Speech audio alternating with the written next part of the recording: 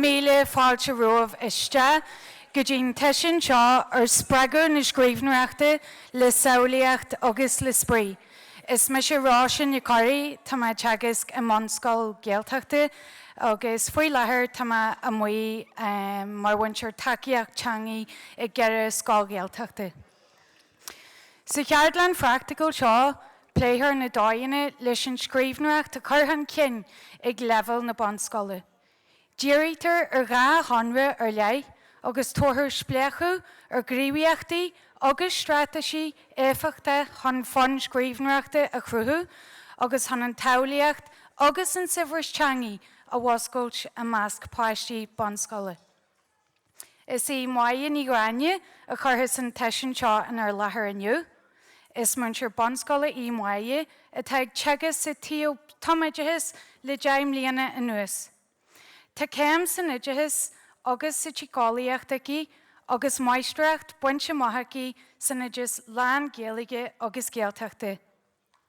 Léir bhreathnú cóháite ar cóthathú an n-ábhar agus na teangaí sa tomaidithis tideal an tráchtais a daingní si. Sa bhliain fiche, d'oibrigh Máire mar chomhleor idithis ar an gláir idithisiúil cúla cethir ar scáil.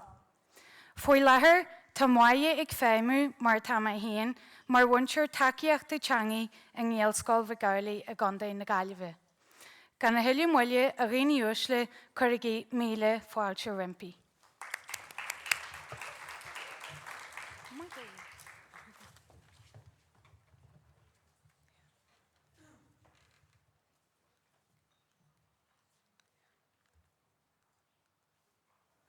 Gur míle mágad a Róise agus tá mé ansásta bheith an seo nniu. Bhí Corraidh sciupaí ag an mairt agan an sin faoi bheith ag obair mar bhúntear takeíochta teanga mar chuid sin follasí éideachas Gaeltachta agus gur ról an dúshláinach agus cinnte tá mission nuas sa ról im bliana agus sa chur láthair seo ba mé déanana chuirsís ar scéal moscail hain agus an obair faoi siúil agamsa chun an scríbhneoireacht ach go háirithe a chur cinn. Mar dúirt siad níos luaithe ag an Bunleibhéal ar maidin, bhí ghabhlíonn tharbheith eisceachtú le cholachanna ach go háirithe sa scoileanna tomaidechais. Agus an rud smú thugmuid faoi dear an arscoil cinnte faoi tionchar implachtaí ag an bandéim ar éideachas na báisína iomláine a chudíomh na Gaeilgeide go raibh tionchar dochreidte aige ar na scileanna ginchomis go háirithe an teanga ó bhéal agus an scríbhneoireacht. Sílam gur lua bríd ar maidin na deocrachtaí atá an a bheith ar Zoom agus ar síosá. I ggéirí an teanga ó bhéal a chur cinn agus an scríbhneoireacht agus wathí mise é sin go mór. Cinnte leis an léthireacht bhí sé dúshláinach ach ar leid bhí tú an tú héana hafid agus bhí na gasúir an slecht de léomhchuid. Ach le tasca na scríbhneoireachta thug an teorlínte dómh uaireanta bhéna fáil an tasca rais, uaireanta ní bhíonn rud ar bithe rais. Leis an teanga ó bhéal, bhí grúpi Corraidh agan ar Zoom ach bhí na gasar chomhcúthalach, agus bhí go leor na gasar seo ina gcónaí i ddíthe nach raibh an Ghaeilge á leart Somália.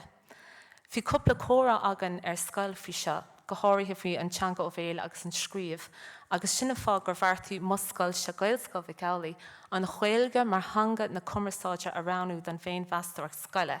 So feice sibh sa chur láthair seo go neachamuid na go háin deimhin is seach sa scríbhneoireacht margheall go raibh sé mar ócas na meastóireachta, so bhí an túfas ibre a gceist, ach dar leom is fiú an tarbheith an triplóid ag a deireadh. So ar dús agus mé ag síos le mar phríomhaide Dírítear mí man fómhar agus mé nuas sa ról agus gan clú agam céir bhí ar siúlam. Bhí Corraidh agus cúpla cruinniú agan a grá, well look, má tá an scríbhneoireacht, má tá muidir tosa leis an scríb leis na hárdranganna den féin bheastarach scoile. Caithmuid plánáil a chur gríoch ar leibhéal scoile, ar leibhéal an ranga agus ar leibhéal an dalta. Agus ní muid cinnte fhí rudidir bé ach bhí muid cinnte gombeach curriculum teanga na bol scoile ag críleoir an chleachtais. So bhí an lear sin agan ón tús. Agus is tócha leis an scríomh tá seag cholachanna go bhfuil sheánra faoi le a gceist. So is rud amháin é rá go tú tosa leis an scríbhneoireacht ach bhí muid géirí bheith díriú ar sheánra faoi le. So hímuid síos agus churmuid le chéile plán chábhlíonn, den dábhlíonn amachrón, céirt ní de sheánra gur muid chun díú ar bhain ile scoile. agus go mbeadh an scoil ar fád mar scoil mór mílteach muid le beag nach 7 dalta, go mbeadh gach rang grúpa ag ddíriú ar an sheánra céine ó théarma go tíorma, agus go mbeadh sin níos éasca ar an gcuid sin clachtas agus áisina a rionsle na chéile. So ar dúspára fios sagan go raibh deacrachtaí ag na páistí, fios sagan go raibh an caideán tití go mór, ach ní raibh sagan céimhéid dochar a bhí genta don scríobh. So ní mór dún mar sin samplaí nó fianaise a bháiliú chuna álamach go tíreach cá na barnaí san ólam.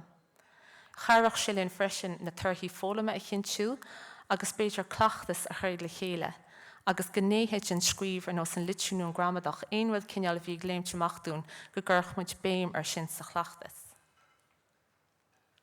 Thosamuid leis an template an siimplí sin thusar an scáilán a thuirteach de gach dalta ar an 5 agus dúrmuid ar thumí man fómhar, scéile scríomh, agus bhí dalamolach olmán ar na gasar, hí tuair wahab ach bhí muis na géirí álamach cáhain na gasar agus aon den atá pléile féin bheastarach scoile, tuigi siad go dosín tú leis an fianaise ó bháiliú ar dús.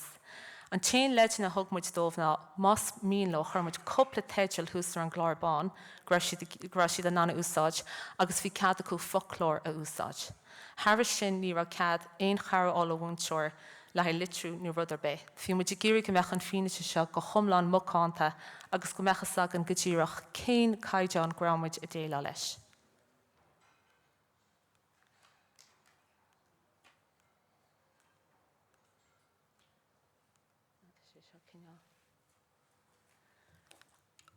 Nuair a fuairmuid an fianaise arás agus an samplaí, cínte tháinig lag visneach oireann.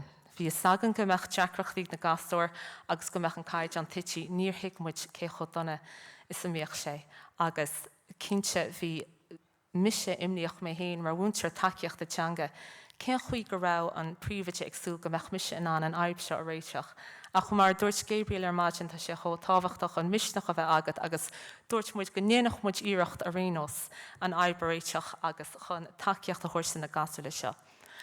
Bhí sé an deacar le 6 rang, mar bhí 3 rang a 5 agus 3 rang a 6 agan, so tá muid a cant faoi thart 150 sampla scríbhneoireachta. Ná ní bheith amig dunar béchail tríd é sin ar fad, ach an rud a rinne muid ranna muid trúr leis cabhair muinte rang a trúr go raibh deacrachtaí acu. Trúr a bhí meánach dar linn agus trúr ag an mar, agus rinne muid analís ar ní hampla amháin. Cínte chunimmuid an chuid elas na filtean agus mar sin de, ach rinne muid analís ar ní hampla, agus chunig muid céirdaí na gnéthe is smú go raibh na páistí stracht leis, agus na rudí bhí gléimteach ná aspa samhlaíochta go mór. Ná nílas agam ar tionchar cinealaigh na gadgets ar sin a rihann tréifse cíóla me nó céird, léimse sin amach go mór gur aspa samhlaíochta agus nach raibh cineal na scéalta ró himúil a churbe. Rud eile hasamach ná an litrú. Bhí an litrú tréis titim siar go mór agus céim fánach mech héis chábhlí an dúshlánach. Cuasaí gramadaí agus bhí mise mar bhúntar ag rang a cethir sa le ra mé mar bhúntar takeíocht atanga, agus bhí cheap mé gur an gramadach múnte go maithagam agus go raibh go leor cleachta dinta rudaí. Tháinig leaghvis na chur mar aon rud a bhún mé rang a cethir nírá se le feiceáil sa scríomh. Agus tuigim mé sin go dhéana gasar dearmad ach thuspáin sé cé go raibh an gramacha phóglama acu nírá sé sealbhíthe acu. Agus an sin an struchtúir ar scéal. Cuid sin na scéalta, rinne siad iarachthá ach ní rá dúshláin nó deire, ní rá fáib, ní rá elementí an scéal ag teachtchan cinn. So dúirt muid an hain, oké, má tá muid chun tosíochtaí aránú an chachtas seo, sin iad na ceithre cinn atá gléimteach. Bhreathí muid mar sin, a thíocht le chéile agus rá leis an ionise seo, cén chuí bhfuil sé chun Cathaoirlach plán a chur le chéile don bhéin bheastarach scoile, don scoil, don rang agus don dalta iad hain. Mar dúirt mé hána cuasaí gramadaí, tá go leor gnéithe ag baint le scríbhneoireacht ach tá an gramadach tharbh a tábhachtach, agus in arscoil tá an scoil chomór rud atá an dúshlánach dúine ná a bheith cóthasfach ó rang go rang. Agus dúirt muid gur fiú go mór síos agus plán gramadaí na scoile a chur le chéile. Áit go mbeadh an gramadach á bhúna go folasach ó rang a 2 sús go rang a 6 muid a cantaí 3 nó 4 sa teachtain. Tá sam go go hondúil fiús na níán, go mín tú déine teagart de chósaí gramadach ó bhéal nó go neamh ormúil ach bhí muis na cant faoi ceachtainna folasacha a dhéiríonn go sonrach ar chanéthe gramadí.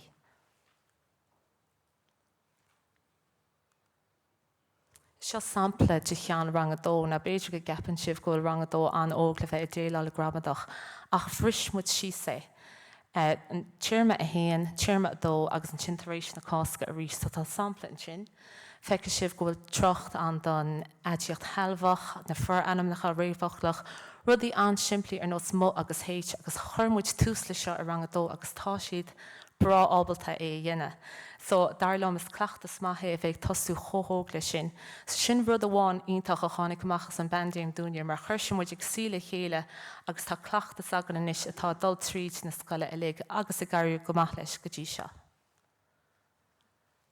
Rud eile ar hasúin a churchan cinn ar bhain ile scoile ná an sír scríbhneoireacht. Na feice sibh an sin tá busca tapaí éagsúla an I méarla agus an Ghaeilge mar hasúin go bheith na scileanna ag trasú go dtí an béarla chomá mar tá lúte sa churculum teanga nua. Agus rinne muid amach template de chola rang mar sin in ceann a bhí an do rang cethair. A rís le carón múnta ranga, bhí ceann ag chola rang ó rang a héan go sé, agus dúirt muid mar chleachta scoile go mbeadh fiche nóméid ag chola rang tuairt faoin sír scríbhneoireacht iad féin ar bhealach tainneamhach a rís cineachan an Samhlaíocht le Spreagadh. Nis, agus cúpla rud chur a bhain agan ar leibhéal na scoile, heastí wein sa síos agus an pleanáil a dhéanamh ar leibhéal ranga, cén chuí óid chun an scríbhneoireacht ó bhúna. A rís chuid rascatí an curriculum teanga nua, agus heastí wein stáisiún scríbhneoireacht a chur le chéile a bheith go bheith an páiste lárnach ina gcuid fhoghlama, a bheith tainneamhach, a bheith spríúil, agus go bheith an páiste iad féin freagrach as a gcuid fhoghlama. So bhí go leor léthireachta agus go leor taide a bant leis ach a chairí sé go mór ag an deire mar bhí sagan gur na turthaí fhoghlama a bhí ar intin agan cinntethe ag an curriculum teanga nua. So sin sampla ranga 5 agus ranga 6 churmé le chéile mar bhúntar takeíocht a teanga.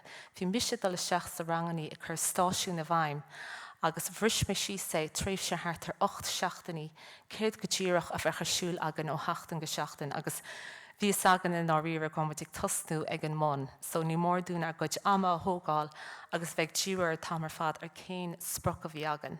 Agus bhí muid ag tosnú leis an scéalaíocht. Agus an Spreagadh bhí agan ná go mbeadh hééis an tréimhte scríbhneoireachta agus hééis an takeíocht teanga. Go mbeadh leabhar nó scéal scríbhte ag chola fáiste I ranga 5 agus ranga 6. So go mbeadh 150 leabhar agan. Le scéal Gaeilge ar an caidrean is iirde grán páiste in an bhaint amach ag deire an tréimhte seo, so tá muid cant fí mín in olach. So sin an Spreagadh bhí agan. Agus nuair tá an Spreagadh rintin agat an tamar fad, tá sin níos éasca bheith gaibrúna dro. So sin plán just chun a chosbánstíomh go practicúil, céad go díreach a bhí ar siúil I rang 5 agus rang 6. Bhí mise agus bhí múnta ranga ag sí le grúpa beag, hí an rang rínte ag ar grúpa. Bhí mise sa múnta ranga ag sí le grúpa beag ag díriú ar céimena an phróiseis. Bhí 2 grúpa eile a bhí neamhsplach, bhí grúpa amháin a bhí tuairt faoin sír scríbh. Agus tá mé cinnte go tí teo feici agah ar thaobh cag na rábhachlár scríbhneoireachta. Bhí si sin I lár an bhhairid na grúpaí sin a bhí pléile sin sír scríbh. Anas go meach rud a cinn stifiú lecu seachas an templaí eile. Agus tá tú fós rán na Gaeilge in sin, so thug sé sin sír seachta agus neamhsplach a stómh. Bhí grúpa eile ag pléile litrú, mar sin é an gné eile den scríbh. A ranní muid go raibh géarchá takeíocht a thuirtdó. Agus anam eile cinneall formáilta a thugtar ar sin ar ná na scileanna ard scríbhneoireachta sin iad céimena an phróiseis agus scileanna íseal ard scríbhneoireachta maidir le an os cuasaí litrú nó cuasaí panareachta. So dar náid breithintéir de scoil héin cé náte bhfuil na riachtanis go díreach. Seans go meach dubh rang héin ag géirí breanú ar chuasaí panareachta ach litrú agus an sír scríbh a heastí bhaine ar dús. Maidir leis an litrú, bhí muid géirí teachtasús ar bhealach a bheith an tainneamhacht an gasúir mar tá deacreachtaí fhoghlama a gceist. Cuid na nótainna atá fós ar siúil agan sa rang tá siad beganí sean aisinta, tá sé anteachar teacht sús leis an bailachas fearchan litriú a bhúna. So dúsad muisna an chlár an sih idirníile dar bhenam leibhéal.com agus níl sagam bhfuil sé sin cléistí a go bhana ach sih ítach an sih sin tá ranóg dar teide litriú agus nar haon tú isteach tá cinne cluichí idir gníomhachta an bunithe ar focail ordmhna cíochta chun an litriú cinne le bhúna an gasar. So chumus is seach mar hampla go dtí cean rang a cúig, ranmuid seachta na héin go dtí ceair sin cearacha focail, churmuid scrúdúir na gasar rihré le marcas cearacha ná ní rionmuid an marc leis na gasar, ach just go bheicimmuid céhéad na focail ordmhna cíochta nach chuil ar olalas agab. Hééis sé sin, mar chuid den obair neamhsplach hí na gasar ag plé ar an sih léileat an áit gra an litriú ar siúil.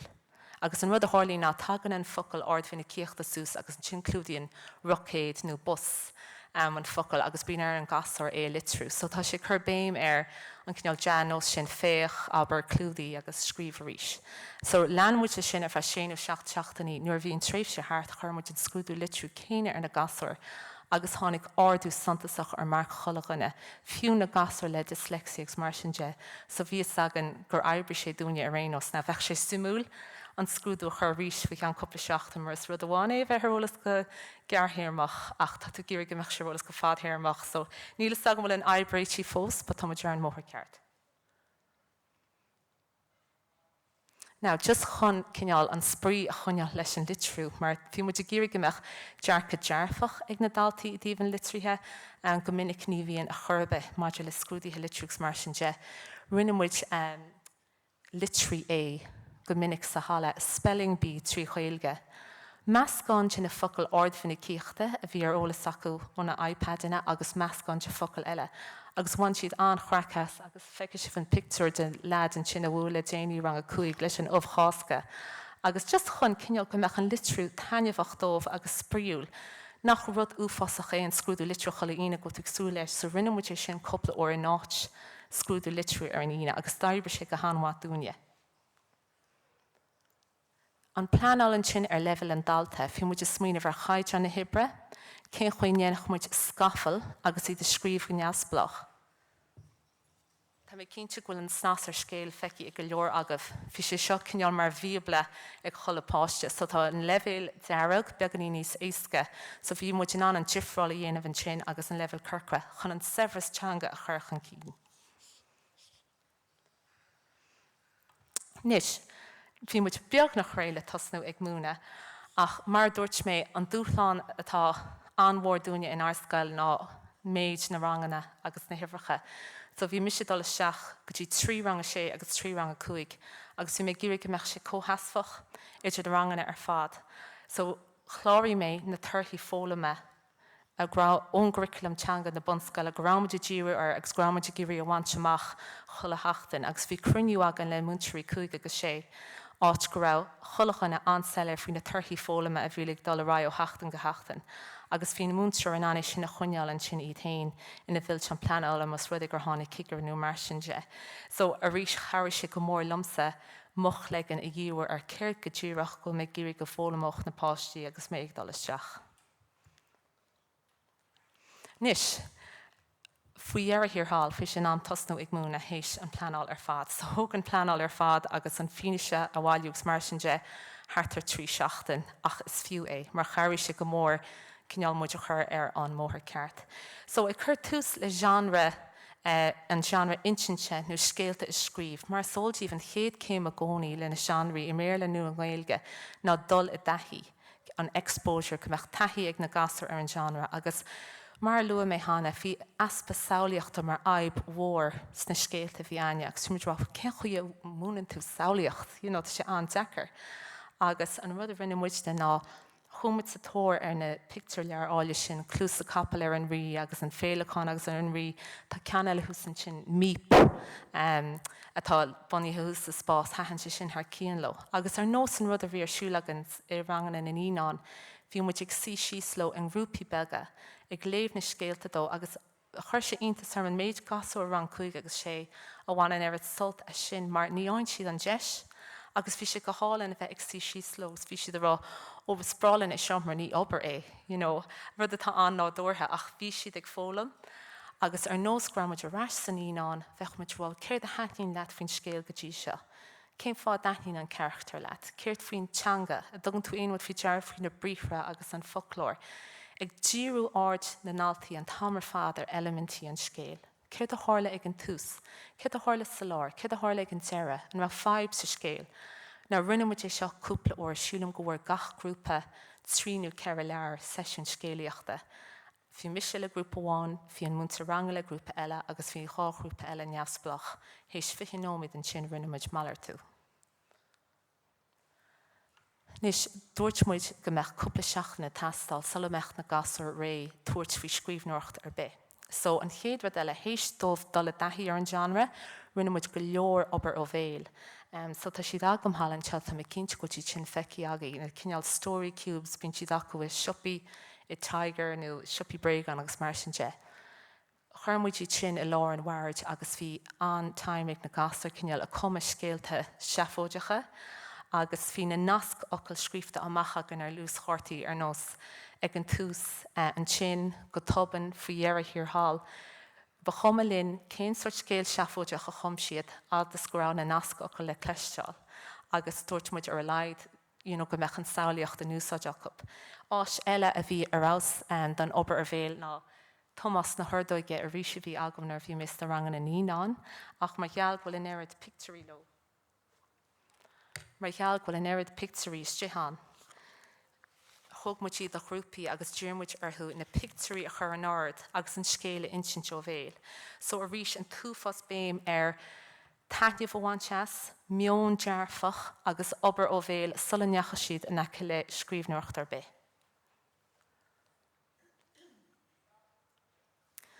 Tar éis sin an chéad céim eile ná analís a dhéanamh ar scéal. So chaithmuid tamil ag chur samplaí le chéile i bhilseán de scéalta. Fiú na leir sin seóda agus sléifte agus lasrach agus mar sin de. Churmuid siad ar fad le chéile i bhilseán beg. Agus i mertine bhí cadaigh na gasúir scéal aránú, chlárbáin a chur le chéile, agus dúireach elementí an scéal a chláirú, an siomh, na charachtar, an aib agus an réiteach. An siimplí, dúirt muid lóní léon gála abertí omlána, ach just gur meach siad ag aithint elementí an scéal a rís.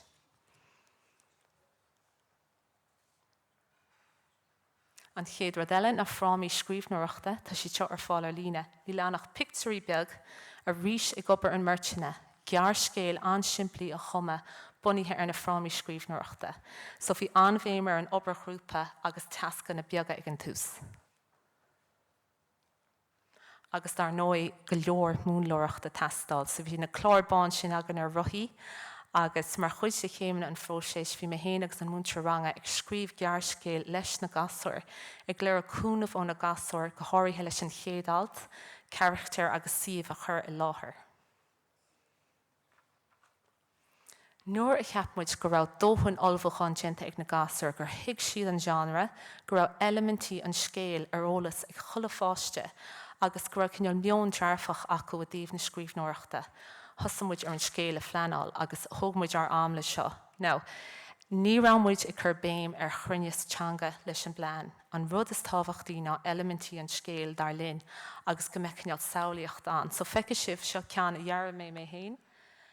Bhfuil charachtar an tús an scéal, lár an scéal, deir an scéal. Bhfuil príomhachtrach agus réiteach agus churmuid busca an freisin. Folklór agus nachhanna, go meach béimar an service teanga agus dúirt muid lo nachhanna a fiach amach fhí sa seombaranga, nó nachhanna ó snasar scéal, ach go meach ar a leid cúdnú sé frása sever is sihan sin. Agus feice sibh sin sampla de cheannar ina lead bháin an sin. Agus thugmuid teartar seachtain dómh le trúr an múnseóra plán ceart a bheithe cholachanna. So bhí go leor rís, bhí go leor scafail agus go leor takeíocht ón múntre ranga i gceistin seo. Ach nuair chunig muid gur plán acu agus gur siad sása leis, agus gur siad seller, bhí san gur siad réile tosú scríbh. Faoi dhearmh hí sé ná acu tosnú ar an scríbhneoireacht neamhsplach. Bhí go leor aiseolalas an múntar a gceist, thugmuid 7 oibriú ar an gcéadalt, churmuid anmhéim ar an gcéadalt na scéalta, churmuid cosc ar na focail eartha agus an sinne úsáid, mar san áit sin snas ar scéal, tugann siad an túfos rana dit in áit an focail eartha agus an sinne úsáid go leor rana. So dúsáid muid é sin mar rial siimplí díreach chun sefras teanga a chur an cinn agus d'oibriú sé. Ní ar airsta ar bit in úsáide ní hé ggóil rud cinint mícheart le sin, ach muna rámuid géir ar sin, bheadh sé in úsáid ag cholafáiste 20 uair sa scéal, agus tá muid na géirí an sefras teanga a chur an cinn, so bhí muid géir ar sin.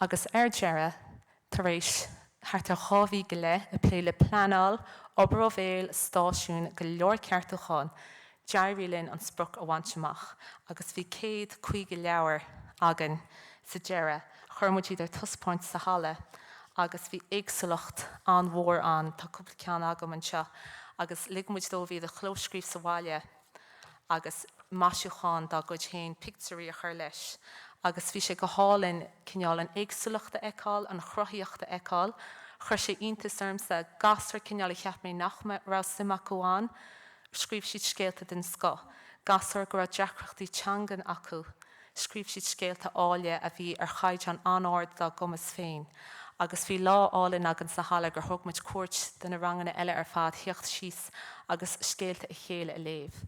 So bhí an túfas ábhar ag baint leis agus pleanáil, ach ar deara is fiú an tarbha an triblóid, nuair chunig muid go raibh scéal scríbhte ag na gasar ar fad ó ranga 5 agus ranga 6. Agus tá siad sin imi a faoi láthair leis an scéim scríb leabhar, tá siad á bhhabhtáil le rang eile. Agus is rud é a bhééis ag na gasar go deo, agus bhí muid sásta gur bhainmuid amach na torthaí phóglama, féidir an bblin se thugann go mbeidh sé beganí níos éasca orm. Now, I bugad rá, tá sé go hálinn a bheith ag cant bhí cécho jazzas atá an obair, but mar gheall go raibh na pléile féin bheastar scoile bhí ar na bheith anfuinseálta faoi cuasaí masúnithe. Don meassanú gin ólam, churmuid na scéalta seo i gcompráid leis an samplaí go bhfuirmuid ag tús le bliana. Now tá sagan gur go leor scafail agus tacaíocht a gceist, ach just le tuspáint den fáiste iad hain agus dúine go nearna an páiste seo dul an cinn, agus go raibh feabhsaigh teacht ar na chnéithe scríbhneoireachta. Freisin dúsáid muid comhaí cumas Christine Déiseach, den na níonúir gin na samplaí a fiocmuid amach, just chun iad a bhapáil chun cineál rud a cinint caideánach a úsáid. An féin bheasúnú an sin, dúsáid muid rubric a chuid muid an leir curriculum teanga nua just churmuid ar legan hain le chéile, for gach páiste an lehanach seo agus bhí arthú cineál meassanú i dhéanamh ar scéal hain, agus a rís bhí sé ansúmúil cineál aiseolalas agus tuairimí an asar ar a gcuid ibre héine áil, ach bhí muid i gcírí go mbeadh an páiste lárnach agus freagrach as a gcuid phóglama. Nes, I bugad ráid go sciopí, an sheánra a bhí ar siúlagan i dtéarm a dó agus ar siúlagan faoi láthair ná tuairiscí. Now, bhí sé beganí ní simplí ná na scéalta mar go handú ní bhíonn siad chomh fada. Agus a rís tháinig muid le chéile le haid chur chuige 6-8 seachtain a bheith ann. Ar dús an dul a daithí ag féchant ar samplaí, an sin Obarábhéal agus plé an grúpaí, múnlóireacht, scríbhneoireacht faoi cheardlann agus ar Dírítear scríbhneoireacht neamhspleách. Dúsáid muid an áis sin thuras na scríbhneoireachta atá ar fáil ar thaobh cag chun Cathaoirlach é seo a chur gríoch le ranga 3 agus ranga 4. A rís bhí níos mó scafail agus teoir tasáil an na páistí seo ná rang 5 agus 6 mar bhí siad níos óige, agus ní raibh tuairisc ar biscríbhta acu sólan beidir ó ranga 1 agus bheith difriocht mór mílteach sa chaid an scríbhneoireachta ó ranga 1 ná mar tá acu inis. So sin just sampla de cuid sin na tascanna ón áis thuras na scríbhneoireachta a bhí in úsáid agant an scríbhneoireacht faoi fhróir. Ceann an jazz ar hamster agus bhí na gasar ag obair ar seo a rís i martina. So go leor scafail agus tacaíochta go dtí go dagamid go dtí an obair neamhspleách. Nis, agus muid is smaoineh faoi cén chuí a gcuirmuid é seo le chéile dómh ó híomh tasc neamhspleách a thuirt dómh. Bhí templates an a rís don phleanáil, ceann a churmuid le chéile muid hain. Bhí an bhéim rogha an fáiste, mar sílim se go sé antáhachtach go daithníonn an topic atá a scríb acu faoi go daithníonn sé go mór leis an báiste agus go bhfuil cineál saoirseacht acu. Ná thugmuid cineál liste de séidir seachtaril go bhféadach siad scríb faoi hir, go bhféadach siad scríb faoi phraiticiúil, go bhféadach siad scríb faoi aisteoir haine lob nó fuair an soccer. Ná an chud a háir le formid an túfás tuairiscí fi fórne soccer. Níor léimén ar a tuairiscí ag san Ghráinne go mar soccer. Níor léimén ar a Mhic ach bhí siad chobródú leas, hí gá lehanach agan ar an template, hí scúne leads ag mhard i ggéirí breis lehanní chun scríb faoin soccer. So chumlum atas cruisiad scríb. Ach formid fecinn fin sin formid cín ar Man City agus Liverpool agus Chelsea. So hús staire i busáiste rang a cethir. Tá na bailí clúdaithe le tuairiscí faoi soccer. So nílas an céad dhears cigiúint ar agan siad, but bhain siad taine bheas. Agus seo cean eile a rís mar gheallar an bhaha ledín beag a rang a cethir is as an Africas dá iad. Agus bhí sé géir rud a cinn sé dhéine go mecha iad ansásta leis. Agus scríb sé faoin na tuairiscear na Springboks fuair an rugby na Africas. Agus tháinig sé isteach cineál le TF2022 ag iad agus leabhar ón baile agus mar sin de. Agus bhí sé just go hálann an simsine eáil.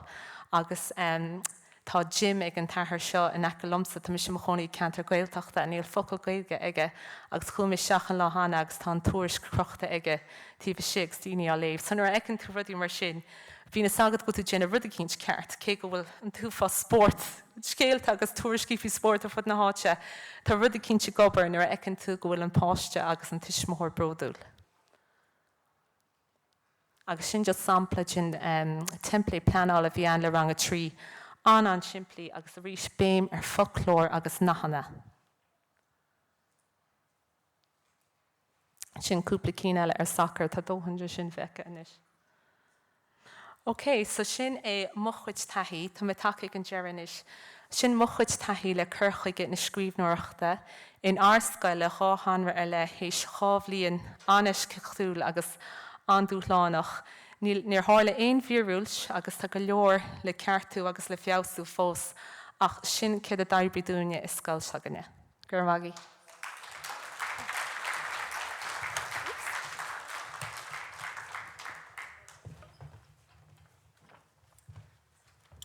Gur míle maigid a bhaie agus tá chuid mhór le fólam a maithas agus tá mai cinse go bhfuil sibh in na slíonn sin I géirí ar bhaie bheith agus gin chud scaltathe sugabh si. Mar dúirt si tá dúshláin an I géirí páistí is Spreagadh galamán scríbhneoireachta agus rinn tú sair job don cheardlann ionta phraiticiúil sin. So tan tarlar fásclaí inis agus mas maile daine bí ceiste chur tá míle fáilte roimh sin a dhéanú.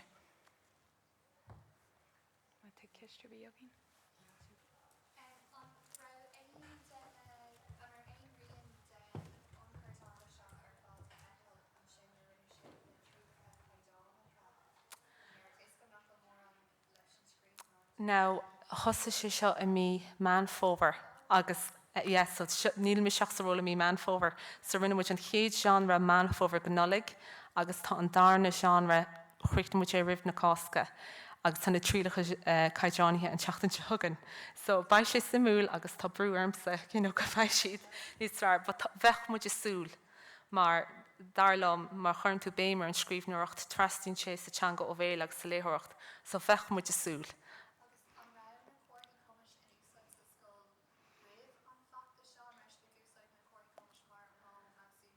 Le bheith mucanta leat ní rá. Bhí siad an ach ní rá sagan cén chuí is fearlaní den úsáid agus sílam gur drogal ar chuoine mar gheall Gaelscoil chomór, fi muid brath an ormacha ar na stens ach leis an scríb go honú le muscail sin ní dhéanann siad an trílacha caideánithe bunaithe ar an scríbhneoireacht. So ní ra aonhfuil caideánithe agan, so bhain muid trí leis am lína le sampla beg te chula rang agus d'oibrigh sé sin dúine. Ok, gur mag.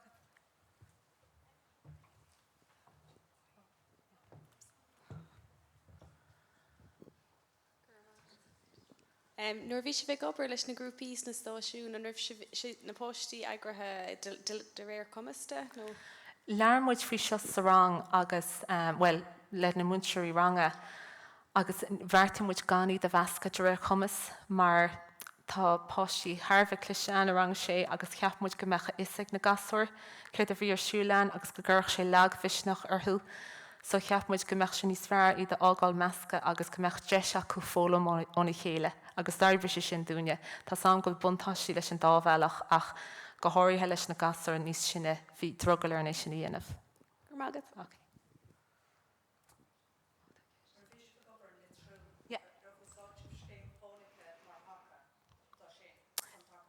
No, níor úsáid. Just dúsáid muid na cearch an siomh lé leat agus na cearcha focail ordmhí na cíochta agus bhí na páistí síon rud a bhí wein a rud a bhí éasca agus go meach siad neamhsplach agus a bans taine bheas.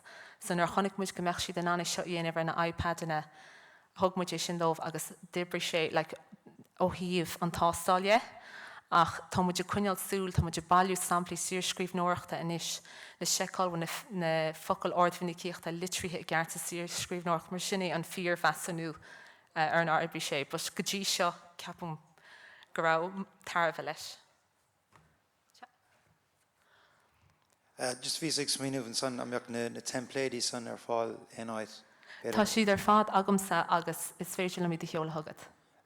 Just bhí ag seminar dír gribh seo faoin tarseach, cepas go meach sé úntaach de gacéine ambeach siad ar fáil ar an tarseach, anas go meach gacéine ná iadú sábhacht cepas grúla úntaach. Ó, cínte, is féidir le cheola rifost scoile a thuirtid mar tá siad ar fád sábhailte agam ar an riomhre agus tá mé lánsásta i cheola de aon duine tá aníirí tuairm me cheola rifost de aon duine. All right? Tuigim náfuil tú nach díreach tosnathe agus á dhéanam menar sicáte ach anaheim go dógam sa chané seo den tomadach luahamadachas amach einsáim go in cheardlann a rachtáil ar fud na tíre nó de bhúntóirí nó hasam náfuil tú nach díreach tosna ach seo is gné spéisiúil amachsmacha se anaheimúil go dó. Go háir leis a díúisteach go sonrach ar na sheánra scríbhneoireachta. Bhfuil gur míle maithagad agus an fá go bhfuil miise déanamh an ceardlann ar an scríb mar go lán sim agamsa an. So cínte bheith mé an sásta dalig scoile na eile mas rud ag ra sim acu an mar is dúshláin mór mílteach bhí an domsa agus tuigim le múnseirí nar bhí miise am héin sa seo mar ranga. Hahan an scríbhneoireacht go mórlam go persanta ba sé ceartú na cóplear agus na botún céine agus bhí sé chur leaghvis na charm agus mar an níime sé déanana difriocht ar bihinseo. Agus im líana bhí mé gur tháinig mé ar rud ag a daibrí go maith. Is cael an allward, so mae charíonn sé sin le múnseir bith eile a bhí a mochaása tá féin lánsásta. Go rud for a múla ach bíonn si de fála an níostómh héin. Sinné go ddíreach. Sinné go ddíreach agus duine cinn eile a tíocht iste. All right?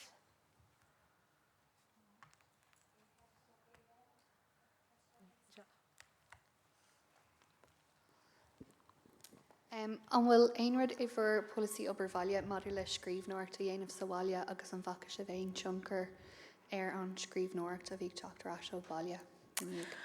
Well, níl maidir le rud efficúil sa pólasí obairmhaile a dtíobh na scríbhneoireachta níl. Is tócha an rud smú a bhí ar intin agan dhéanamh héis na pandéime ná mion dearfach a chruthú agus learmuid faoi tascan na beagad an obairmhaile ach an timní bhí airne ná go gcuirch sin isteach ar an mion dearfach. Bhí muid a gcírig meach siad a bant taine bheas agus go bheiceach siad ar mar cineal rud an Spreagadh chá uair sa teachtain ach an rud a háirlinn ar thosan na gasar ag gobar ar na scéalta seo. Sa rang, bhí siad a chur ceist a bhéiteach siad iad a thuirt bhaile agus oibrehar. So darlumm tá sé sin níos fearr nar hagann sé ón báiste iad hain. Éon fáiste bhí géirí oibre sa bhaile agus na geall tuairiscí ar an soccer. Bhí muid ag fáil trochta sa rais agus pictúgus cholathirt. So, mothúirm go persanta an scríbhneoireacht ar dús ágáil ag an báiste hain agus lig dómh dul a daithí ar iad hain. All right?